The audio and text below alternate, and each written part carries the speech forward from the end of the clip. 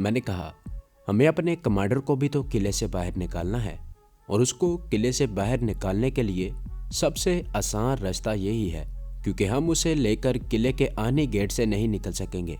उसने पूछा, ये तो ठीक है, मगर तुम लोग किले के अंदर कैसे जाओगे? मैंने कहा, यही सोचना है, तुम हमें क्या मशवरा देते हो? ये भी जहन में रखना कि हम में से जो कोई भी किले के अंदर जाएगा उसे अपने साथ कम से कम 70 फुट लंबी रस्सी ले जानी होगी, जो हम कमीज के अंदर नहीं छुपा सकेंगे।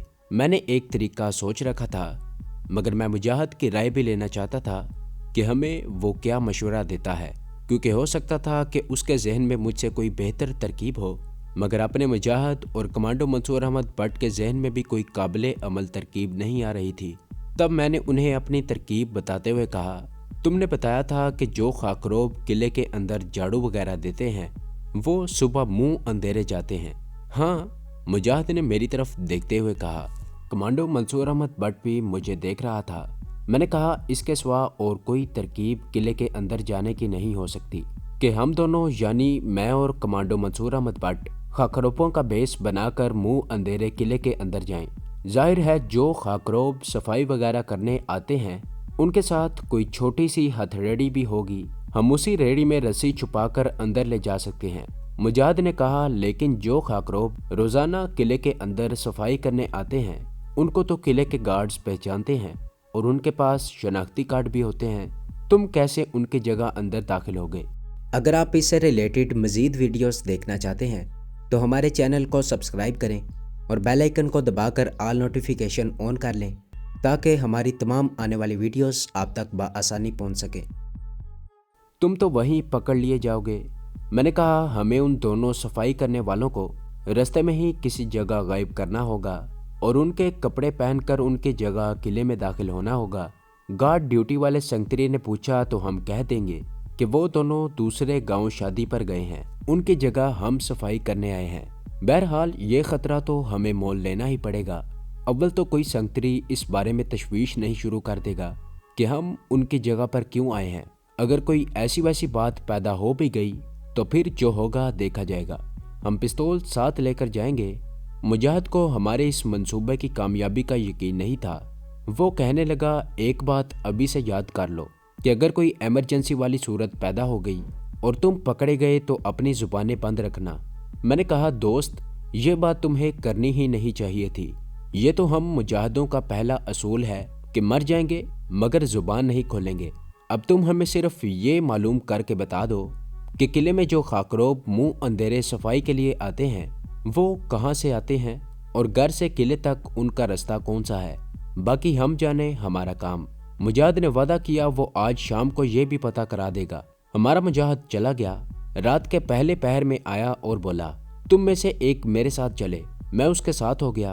वो मुझे दाइमगंज की आबादी से थोड़े फासले पर मसलियों की बस्ती के पास ले गया। कहने लगा, इस बस्ती के एक मकान में से मुंह अंधेरे दो खाकरोब बूटा मसीह और मुंशी मसीह रेड़ी लेकर निकलते हैं। उनकी रेड़ी के आगे गधा जता हुआ होता है। मेरे साथ आओ, मैं तुम्हें बताता हूँ कि वो किस रास्ते से होकर किले में जाते हैं। मुसलियों की इस बस्ती से एक कच्ची सड़क निकलकर खेतों में से होकर किले की तरफ जाती थी। ये छोटी सी सड़क थी और किले तक 3-4 मोड़ मुड़ती थी। किला वहां से ज्यादा 1.5 फरलांग के फासले पर था। हम वापस आ गए। मकान पर मैंने कमांडो मंसूर अहमद भट्ट को सब कुछ समझा दिया। हम जल्दी सो गए। रात के 3 बजे घड़ी के अलार्म ने हमें जगा दिया। हमारा लिबास वही आम हिंदू मालियों वाला था। माथे पर सुर्ख तिलक भी हमने रहने दिया था। मौका देखने के बाद मैंने अपने मुजाहिद की मदद से 70 फुट लंबी एक पतली और बड़ी मजबूत रस्सी मंगवा कर रख ली थी। रस्सी में कहीं कहीं हमने गांठें डाल दी थी। रस्सी हमने स्याह रंग की मंगवाई थी ताकि दिन के वक्त वो किले की अकबी दीवार के साथ लटक रही हो तो उसका रंग दीवार के मैले रंग में कुल मिल जाए और दूर से नजर न आए। इससे ज्यादा एहतियात हमारे इख्तियार में नहीं थी। हमने उठते ही अपने अपने ऑटोमेटिक पिस्तौल और उनका मैगजीन चेक किया। रस्सी का गोल गुच्छा बनाकर मैंने अपने कंधे पर रख लिया और अल्लाह का नाम लेकर चल पड़े। रात के 3 बजे सारी आबादी गहरी नींद में सो रही थी। हम खाली अंधेरी गलियों में से होकर जल्दी से खेतों में आ गए। यहाँ हम महफूज थे। जिस रास्ते से मुजाहिद मुझे लेकर मसलियों की बस्ती की तरफ गया था, हम उसी रास्ते से चलते बस्ती के बाहर आकर रुक गए। मैंने कमांडो मंसूर अहमद भट्ट से कहा, हमें एक जगह छुप कर दोनों खाकरोबों का इंतजार करना होगा। कच्ची सड़क के तीसरे मोड़ पर टाहली के ऊंचे ऊंचे दरख्त साथ साथ खड़े थे। हम अंधेरे में छुप कर बैठ गए। मैं सड़क की एक तरफ और कमांडो मंसूर अहमद भट्ट दूसरी तरफ अंधेरे में बैठ गया। कुछ देर बाद हमें घुंघरुओं की आवाज सुनाई दी। मैंने कमांडो मंसूर अहमद भट्ट से कहा, खबरदार हो जाओ, दोनों आ रहे हैं। ये घुंघरू रेडी के आगे जते हुए गधों की गर्दनों में बंधे हुए थे। सितारों की हल्की नीली रोशनी में हमें बस्ती की तरफ से एक रेडी आती नजर आई। जरा करीब आई तो मैंने देखा कि दोनों खाकरोब रेडी पर बैठे हुए थे। उसमें से एक सिगरेट पी रहा था, जिसके गुल की चमक दूर से दिखाई दी। जब रेडी हमारे सामने से गुजरने लगी तो हम पिस्तौल निकालकर सामने आ गए। हमने जो मैली कुचैली पगड़ियां बांधी हुई थीं, उनमें अपना चेहरा भी छुपा लिया हुआ था। मैंने रौबदार आवाज में कहा, दोनों रेडी से नीचे उतर आओ। खबरदार, अगर कोई हरकत की तो हमारे पिस्तौलों की गोलियां तुम दोनों को उड़ा देंगी। दोनों खाकरोब, जिनमें एक बूढ़ा था, हाथ जोड़ते हुए डर कर रेडी से नीचे उतर गया। हमने उन दोनों के हाथ पांव बांधने के लिए रस्सी के कुछ टुकड़े काटकर पहले ही रख लिए थे। कमांडो मंसूर अहमद भट्ट उनके सामने पिस्तौल निकाले खड़ा था। मैंने फौरन दोनों के हाथ रस्सी से कसकर पीछे बांध दिए। उन बेचारों की खौफ के मारे आवाज ही नहीं निकल रही थी। उनमें जो जरा नौजवान मगर दुबला पतला था, बड़ी मुश्किल से बोला, महाराज, हमारे पास कुछ भी नहीं है, हम तो चूड़े हैं। बूढ़े ने आजिजी से कहा, महाराज, हमारी गाड़ी ले जाइए, हमें ना मारें। मैंने दोनों के मुंह कपड़ा ठूंस कर बंद कर दिए और उन्हें खींचता हुआ दरख्तों के पीछे ले गया, जहां एक गड़ा था। यह गड़ा मैंने शाम को ही देख लिया था। उसमें दरख्तों की शाखें और बड़े बड़े मुड्ढ पड़े थे। मैंने उन दोनों के मुंह पर इतनी जोर से कपड़ा बांधा कि वो जरा भी मुंह नहीं हिला सकते थे, सिर्फ सांस ले सकते थे। फिर उन्हें दरख्तों के दो अलग अलग मुड्ढों के साथ लटकाकर इस तरह जकड़ दिया कि वो सिर्फ अपने पांव और हाथ के पंजे ही हिला सकते थे। ये काम हमने 2 मिनट के अंदर अंदर कर लिया। मैंने उन दोनों के ऊपर वहां पड़ी हुई दरख्तों की सूखी शाखें डाल दी। अब वो गड्ढे में पड़े हुए बाहर से दिखाई नहीं देते थे। उसके बाद हम रेडी या गधा गाड़ी पर बैठ गए और गाड़ी को किले की तरफ डाल दिया। गाड़ी में 2 लंबे लंबे झाड़ू पड़े थे। 2 टोकरे थे जिनमें वो किले का कूड़ा करकट डालकर बाहर लाते होंगे। कुछ फासले पर किले के दरवाजे की रोशनी नजर आ रही थी। हम गधा गाड़ी तेज तेज चला रहे थे। रात अंधेरी थी और उसके सकूत को गधे के गले में पड़े हुए घुंघरुओं की आवाज ही तोड़ रही थी। कमांडो मंसूर अहमद भट्ट कहने लगा, एक बात मेरे दिमाग में आई है। क्या? मैंने पूछा। गधा गाड़ी की बांगें मेरे हाथ में थी। कमांडो मंसूर अहमद भट्ट बोला, जिन 2 आदमियों को हम बांध कर फेंक गए हैं, मेरा नहीं ख्याल कि वो आज सारा दिन वहां पड़े रहेंगे और उनको कोई ना कोई देखे या वो कोई आवाज ना निकालें। इस बात का खतरा है कि नौजवान मुसल्ली 2-3 घंटों की कोशिश के बाद आज़ाद हो जाएगा और वो फौरन किले की पुलिस को जाकर सारी बात बता देगा। उसके बाद ऐन मुमकिन है कि पुलिस किले की तलाशी ले और ऊपर छत पर आकर नीचे लटकी हुई रस्सी भी देख ले। अगर पुलिस को रस्सी नजर ना भी आई तब भी वहां कमांडो शेरवान वाली कोठरी के ऊपर पुलिस की नफरी दुगनी कर दी जाएगी। ये पुलिस सीआईडी की है।